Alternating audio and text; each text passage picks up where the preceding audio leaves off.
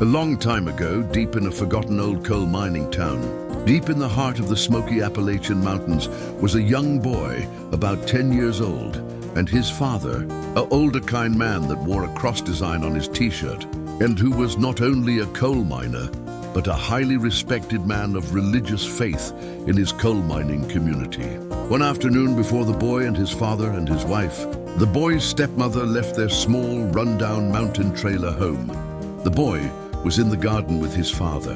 His father was showing his son some jalapenos that he had grown that summer and that they were ready to harvest. The father gave his son a few of them, and the boy put the jalapenos in a small sandwich bag.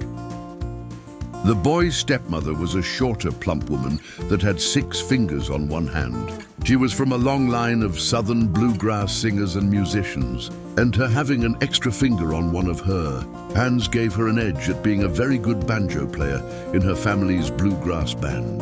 The church was a good distance away, down and up a few mountains and across a few valleys and hollers. The trip was always filled with the boy's dad and stepmom singing songs on the way to church.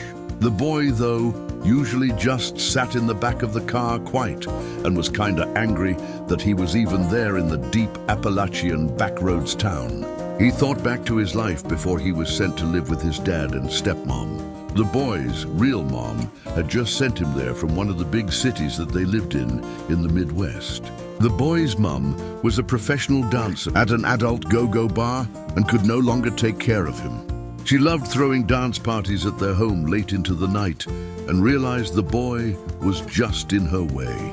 The boy's mom told him a story how she met his father when his father was a milkman. He delivered milk to her high school and they fell in love. The boy's dad would drive his mom around in his milk truck and she would help him deliver the milk to all the folks on the milk delivery route. So she sent the boy to live with his dad, now a coal miner. As they drove to church, the boy's dad tried telling him about the birds and the bees, but the boy just stayed silent, hoping they would make it to the church soon. The church was an old country rundown church, an outhouse for a bathroom and near the bottom of a mountain and creek.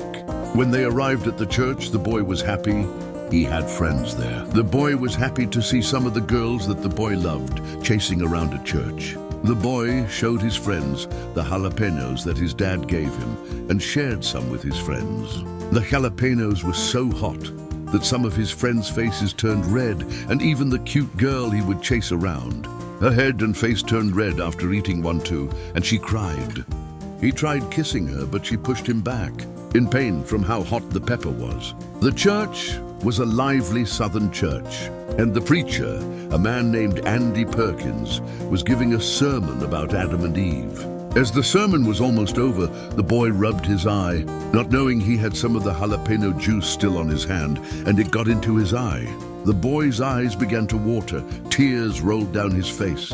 His stepmother, sitting in a pew next to him, noticed his tears and thought he was crying because of the preacher's words. She stood up and shouted hallelujah and started running around in the church screaming joy and dancing. When the other church members also seen the boy with tears rolling down his face, they also started shouting for joy, and everyone in the church started dancing and shouting hallelujah. The preacher also started dancing with joy. The preacher told all the people that they would be having special church services for the next 3 days in celebration, because the boy had found God. What the boy didn't know then was that the preacher, Andy Perkins, was his real father, that his mother blamed her pregnancy on the milkman, the boy's supposed father, because she loved riding around in his milk truck, and she didn't want the townspeople to know the local preacher was the one who got her pregnant.